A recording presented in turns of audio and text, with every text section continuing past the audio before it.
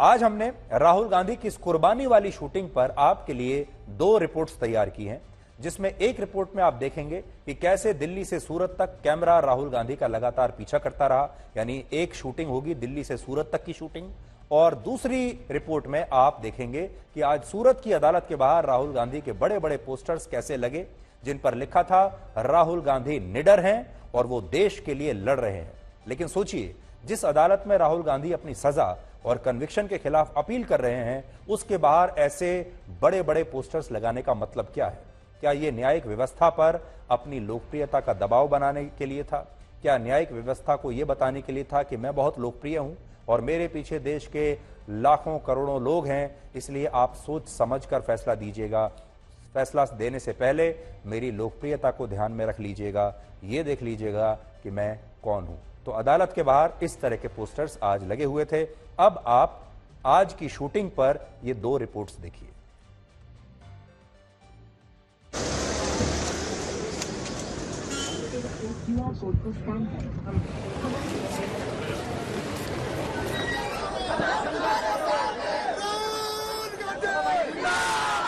राहुल गांधी आगे बढ़ो, हम तुम्हारे साथ हैं। अरे राहुल गांधी आगे बढ़ो, हम तुम्हारे साथ हैं। अरे राहुल गांधी आगे बढ़ो, हम तुम्हारे साथ हैं। अरे राहुल गांधी आगे बढ़ो, हम तुम्हारे साथ हैं। तो साफ है कि लोअर कोर्ट का जो फैसला है उसे यहाँ पे उसको नोटिस जो है वो कोर्ट के जरिए इश्यू कर दिया गया है। यहाँ पे आप देख सकते हैं कि जो कार्यकर्ता है वो भी कोर्ट के अंदर पहुंच चुके हैं अब, और सारे लीडर्स अब बस के अंदर सवार हो रहे हैं। सबसे पहले आपको राहुल गांधी नजर आते हैं, जो यहाँ पे हाथ हिलाते हुए मुस्कुराते हुए नजर आ रहे हैं।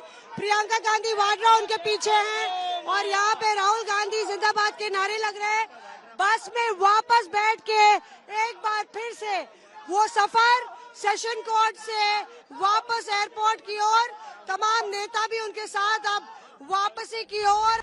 टीम के कप्तान राहुल गांधी, उनके साथ उनकी को कैप्टन प्रियंका गांधी, यहाँ पे जो कानूनी लड़ाई है, पूरा जो काफिला आप देख रहे हैं वो निकल रहा है यहाँ पे पार्टी कार 3।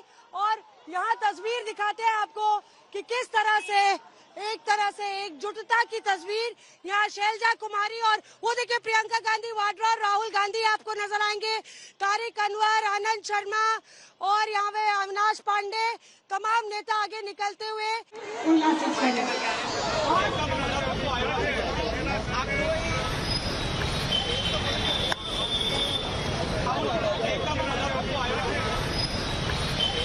सूरत में इस तरह से डरो मत करके कांग्रेस के द्वारा ये बैनर लगाए गए हैं, जिनमें आप देख सकते हैं उनके राष्ट्रीय अध्यक्ष लेके प्रियंका वाड्रा हो, राहुल गांधी और बाकी जो स्थानीय नेता हैं उनकी तस्वीरें लगाई गई। और डरो मत का कहीं न कहीं संदेश दिया जा रहा है कि आपको डरने की जरूरत नहीं है, राहुल गांधी के साथ जो कुछ हो रहा है उससे डरने की जरूरत नहीं है। ठीक सर्किट हाउस के सामने जहां कांग्रेस के नेता ठहरे हुए हैं, उसके ठीक सामने भी कांग्रेस के द्वारा सत्यमेव जयते का एक बैनर लगाया गया है। इसमें आप देख सकते हैं कि राहुल गांधी और जो उनके राष्ट्रीय अध्यक्ष उनकी तस्वीरें हैं।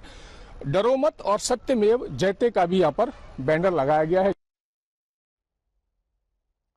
तो जो फिल्म आई थी कुर्बानी, उसमें तो गाना था अल्लाह को प्यारी है कुर्बानी, लेकिन आज की जो फिल्म बन रही है राहुल गांधी की कुर्बानी नाम की, उसमें गाना होगा वोटर को प्यारी है कुर्बानी, क्योंकि वोटरों को ये कुर्बानी की प्यारी प्यारी कहानियां बड़ी अच्छी लगती हैं, उन्हें संघर्ष की ये कहानियां बहुत अच्छी लगती हैं। और इसीलिए आजकल सोशल मीडिया का जमाना है, राहुल गांधी की टीम बहुत मेहनत कर रही है और ये फिल्म बना रही है 2024 के लिए।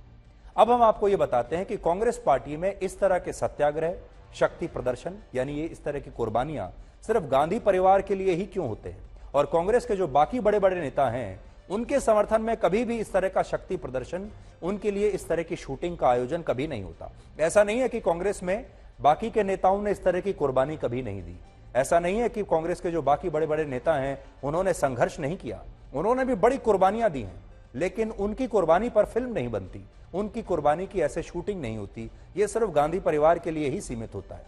उदाहरण देखिए, वर्ष 2019 में पी चिदम्बरम, जो कि कांग्रेस पार्टी के बहुत बड़े नेता हैं, वित्त मंत्री रह चुके हैं, गृह मंत्री रह चुके हैं और गांधी परिवार के बहुत करीबी रह चुके हैं, पी चिदम्बरम को भ्रष्टाचार के मामले में 106 दिनों तक जेल में रहना पड़ा था। आप तो शायद भूल ही गए होंगे, 106 दिनों तक पी चिदम्बरम जेल में थे, दिल्ली के तिहाड़ जेल में। लेकिन कांग्रेस ने कभी भी उनके लिए इस तरह का सत्याग्रह नहीं किया, इस तरह का विरोध प्रदर्शन नहीं किया, इस तरह कुर्बानी की शूटिंग नहीं की उनके लिए कभी उन्हें इतना बड़ा नहीं बनने दिया। इसी तरह उनके बेटे कार्ति चिदम्बरम को भी भ्रष्टाचार के इसी मामले में वर्ष 2018 में 22 दिनों तक जेल में रहना पड़ा था। लेकिन तब भी कार्ति चिदम्बरम के लिए भी कोई बड़ा आंदोलन नहीं हुआ, कांग्रेस के कार्यकर्ता सड़कों पर नहीं उतरे और ना ही उनकी अलग से फिल्म बनी और ना ही उनके लिए कोई शूटिंग का आयोजन किया गया। और अभी हाल ही में तो एक दिन ऐसा हुआ कि जब राहुल गांधी संसद भवन में प्रवेश कर रहे थे, यही कार्ति चिदम्बरम जो इस पार्टी के लिए इतनी कुर्बानी देकर आए हैं, जेल जाकर आए हैं, ये सामने खड़े हुए थे और इन्होंने राहुल गांधी को नमस्कार भी किया।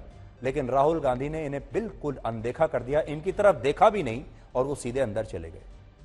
वर्ष 1993 में पूर्व प्रधानमंत्री पीवी नरसिम्हा राव पर भी आरोप लगा कि उन्होंने अपनी सरकार बचाने के लिए सांसदों को पैसा देकर खरीदा है। उन्होंने भी आखिर किसकी सरकार बचाई थी? इसी कांग्रेस पार्टी की सरकार बचाई। इस मामले में उनके खिलाफ तब मुकदमा भी चला था, लेकिन कांग्रेस पार्टी और गांधी परिवार ने तब पीवी नरसिम्हा राव के लिए न तो कोई आंदोलन करवाया, ना सत्याग्रह किया और इस तरह से पीवी नरसिम्हा राव के समर्थन में कांग्रेस पार्टी के नेता उनके साथ अदालत भी नहीं गए और कभी भी सड़कों पर नहीं उतरे। लेकिन गांधी परिवार के मामले में कांग्रेस पार्टी तुरंत सत्याग्रह पर उतर आती है, शक्ति प्रदर्शन करती है, फिल्म बनाती है, शूटिंग करती है। जिस तरह आज राहुल गांधी का समर्थन करने के लिए कांग्रेस पार्टी के तमाम मुख्यमंत्री और पदाधिकारी उनके साथ सूरत तक गए, सूरत की अदालत में गए, ऐसा ही समर्थन उन्होंने तब भी दिखाया था जब पिछले साल एनफोर्समेंट डायरेक्टरेट ने राहुल गांधी से नेशनल हेराल्ड के मामले में पूछताछ की थी और तब कांग्रेस के इन्हीं नेताओं और मुख्यमंत्रियों ने ईडी के दफ्तर तक मार्च निकाला था। लेकिन इसी नेशनल हेराल्ड मामले में जब ईडी ने कांग्रेस के नेता पवन बंसल से पूछताछ की तो उन्हें समर्थन देने के लिए कोई नहीं आया। लेकिन जैसे ही बात राहुल गांधी की आई तो सारे नेताओं को इकट्ठा होने के लिए कह दिया गया और फिर यह शक्ति प्रदर्शन किया गया। तो ये शक्ति प्रदर्शन नहीं है, तो हमारे लीडर है तो लीडर के साथ खड़े होने के लिए सभी लोग जाते हैं। एक मामूली केस भी जब होता है तो आपके परिवार के लोग जाते हैं। जिस प्रकार ये केस चल रहा था 4 साल पहले का, उसको आपने हाईकोर्ट रोक लगवाई और हाईकोर्ट की रोक के बाद में हाईकोर्ट रोक खुलवाई जब आपको शूट किया और फिर 1 महीने के अंदर फैसला हो गया। तो राहुल गांधी ने ये कहा है कि मैं कोई हाउस में रहूं या नहीं रहूं, मैं कोई घबराने वाला नहीं हूं, मैं देश की आवाज बन के अपनी बात कहता रहूंगा।